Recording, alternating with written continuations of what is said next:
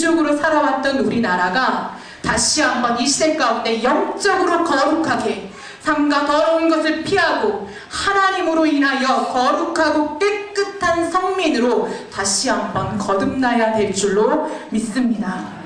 이 백이민족이라는 별칭을 가진 우리 민족이 하나님 앞에서 깨끗하고 순결할 때 그 변화의 조짐이 적을지라도 그 변화가 계속적으로 누적되면서 이 나라 가운데 하나님이 세우셨던, 하나님께서 구별해 두셨던 의미와 뜻들이 회복될 것이기 때문에 그렇습니다. 그러한 백의 민족의 후계자들로 살아가기 위해서 우리는 대한민국을 향한 하나님의 뜻을 순간순간 발견하고 그것을 위하여 이 나라를 위해서 중보해야 될 줄로 믿습니다. 이 성민 의식을 갖고 나아간다면 이제 우리가 또 하나 해야 할 것이 있습니다. 우리 민족은 참 작지요.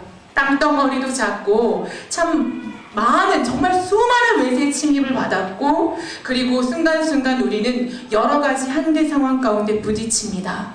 요즘 들려오는 뉴스들을 들어보면 참 이 나라가 위태하다라는 생각들을 하게 됩니다. 그렇지만 먼저 우리의 마음 가운데서 우리는 작고 약한 백성이다라는 고정관념을 깰 필요가 있습니다. 한국이 작다고 무시할 백성들이 아닙니다. 실례로 1919년 3월 1일 독립만세 운동이 벌어졌는데 물리적으로 볼 때 많은 숫자가 아니었습니다. 실제로 일제의 통치를 무력화시킬 수 있는 결과를 가져오지도 못했습니다. 이 일로 많은 예국지사들이 감옥에 가게 되었습니다. 그러나 소수의 깨어있는 민족 지도자들의 만세운동의 씨앗이 되어서 대한민국을 세우는 건국 이념으로까지 승화되게 됩니다. 여러분, 제가 이 메시지 준비하면서 이전에 우리나라가 어떤 나라인가 한번 조사했던 게 기억나더라고요. 그래서 조사해봤더니 거기에 이렇게 나와 있었습니다. 우리나라를 얕볼 수 있는 나라가 아니다. 제가 몇 가지 알려드릴게요. 우리나라가요, 국민 90%가 자기 나라 국기를 갖고 있는 나라가 그 국기를 소유하고 있는 그 백성들 90%가 넘는 국가가 저희 나라밖에 없답니다. 그리고 평균 IQ가 3자리를 넘는 3개국 중에 하나라고 합니다. 그리고 문맹률이 1% 아래인 나라라고 합니다. 미국이랑 제대로 전쟁 났을 때 3일 이상 버틸 수 있는 8개국 중에 한 나라라고 합니다. 노약자 보호석이 있는 5개 나라 중에 한 나라. 양치질을 3번 하라고 가르치는 나라.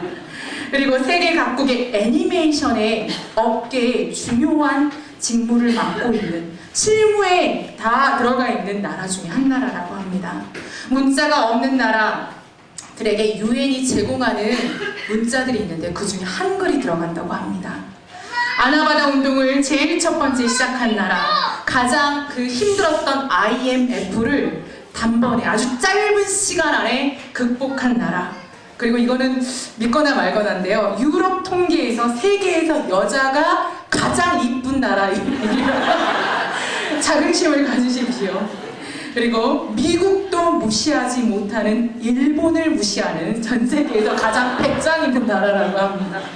그리고 세계에서 10번째 경제, 6번째 군사력을 보유하고도 항상 앞서가는 나라를 배우려고 하는 그런 나라라고 합니다. 대단한 나라지요. 하나님께서 비단 이것뿐이겠습니까? 우리나라 민족들에게 주신 놀라운 것들이 우리 다음 세대들이 품고 있고, 그리고 앞서가시는 우리 세대들이 이미 갖고 있는 줄로 믿습니다.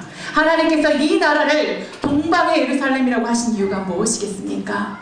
원하기는 우리가 작고 연약하다 하여 우리 민족의 자긍심을 떨어뜨리지 말고 항상 하나님은 반전의 하나님이셨습니다. 역전의 하나님이셨습니다. 지금 이 시대가 어렵고 우리나라가 경제적으로 난국을 맞이하고 있다 할지라도 하나님께서 주목하시고 하나님께서 우리와 함께 하시는 한, 기도하는, 이렇게 깨어있는 기도자들이 있는 한 우리나라는 결코 쇠하지 않을 줄로 믿습니다.